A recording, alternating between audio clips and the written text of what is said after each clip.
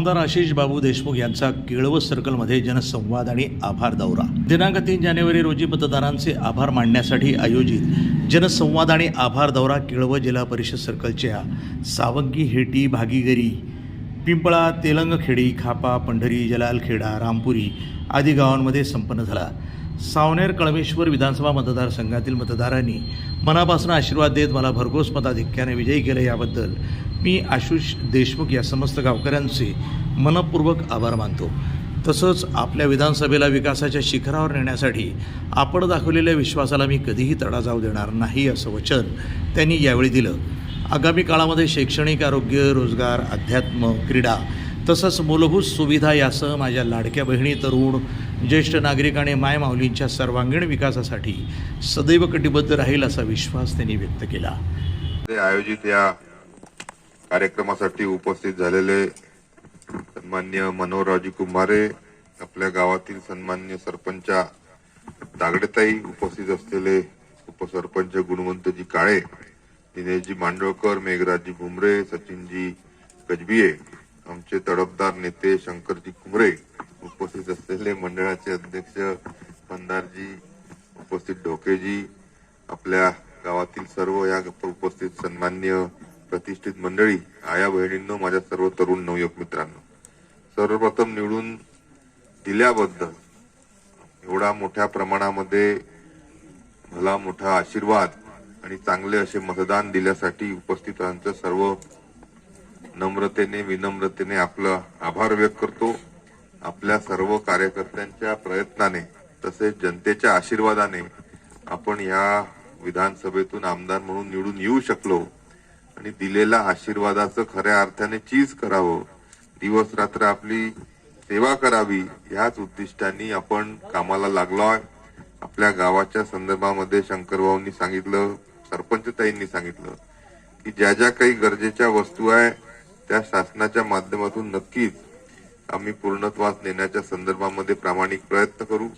सन्मान्य मनोहररावजी कुंभारे साहेबांच्या नेतृत्वामध्ये या जिल्हा परिषद सर्कलमध्ये कुठेही कोणत्याही गावाला विकासाच्या पासून दूर आम्ही सरणार नाही आणि नवीन जमाने सन्मान्य मुख्यमंत्र्यांचा जिल्हा, सन्मान्य महसूल मंत्र्यांचा जिल्हा आणि भारतीय जनता पार्टीचं केंद्रामध्ये आणि राज्यामध्ये असलेलं सरकार, या सर्वांच्या माध्यमातून विकासाला एक नवीन गती ह्या काळामध्ये आपण आलेली नक्कीच पहा। आज जिल्हा नियोजन समिती पहिलेच्या काळामध्ये 80-90 कोटीची राहायची, आज जवळपास 900-950 कोटी रुपयाची जिल्हा नियोजन समिती।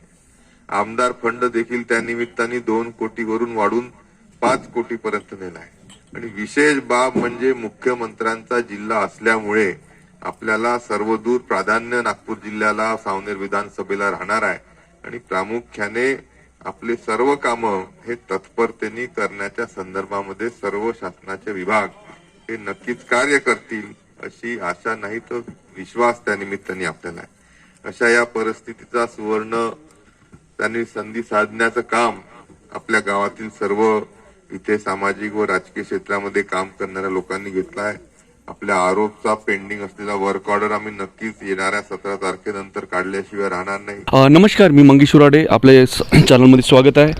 अवघ्या काही क्षणामध्ये नवनिर्वाचित आमदार आशिष बाबू देशमुख जलालखेडा, तालुका सावनेर, जिल्हा नागपूर इथे आगमन होत आहे। तर काही त्याचे कार्यकर्ते किंवा काही त्यांना मागणी आहे असे काही, तर आज आपल्या इकडे आमदार साहेब येते, तर काय मागणी आहे तुमची? नवनिर्वाचित आमदार आशिष बाबू देशमुख यांच्या शासकीय दौरा आज आमच्या इथे आयोजित केला आहे आणि त्या दौऱ्याच्या निमित्त आमच्या गावातील काही पांधन रस्ते आहे, काही शिवधुऱ्याची समस्या आहे, काही शेतकऱ्यांना काही पीक विम्याबद्दल अडचणी आहे, या सर्व अडचणी या दौऱ्यामध्ये आम्ही आमदार साहेबांना त्या देणार आहोत। त्यांच्यासोबत सर्व शासकीय अधिकारी असल्यामुळे प्रत्येक अडचणी ज्या आहे त्या आम्ही रीतसर त्यांच्यासमोर मांडू आणि सर्व या अडचणीचं निराकरण होईल अशी अपेक्षा करतो। आणि त्यांचे जवळचे एक कार्यकर्ते म्हणून आहे तिलक बाबू, काय असं आपल्या केळव सर्कलमध्ये काय माग आहे तुम्हाला? माझे- तुमचा किडवतचा जो ऐका पूल ना. आहे हा. तो महांगपुऱ्याचा जो पूल आहे तो काही वर्षापासून होत नाही आहे आणि त्याचा खूप तर काय आतुरतेनं त्याची वाट पाहता? पहिले तर मी हे सांगू इच्छितो, मी आशिष बाबुले सन 2009 पासून जुळलो. माझी परिस्थिती एकदमच हलाखीची होती. माझी लाईफ, जीवन, माझ्या भावाची नोकरी, घरदार, लग्न हे सगळं आशिष बाबूनं फक्त माझं केलं.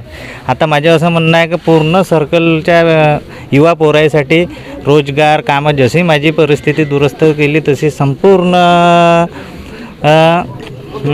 विधानसभा क्षेत्राच्या नवयुवक विद्यार्थी असो या बेरोजगार असो यांचे सगळ्यांचे प्रश्न त्यांना निकाली लावावे. प्रतिनिधी मंगेश उराळे, NTV न्यूज मराठी, नागपूर.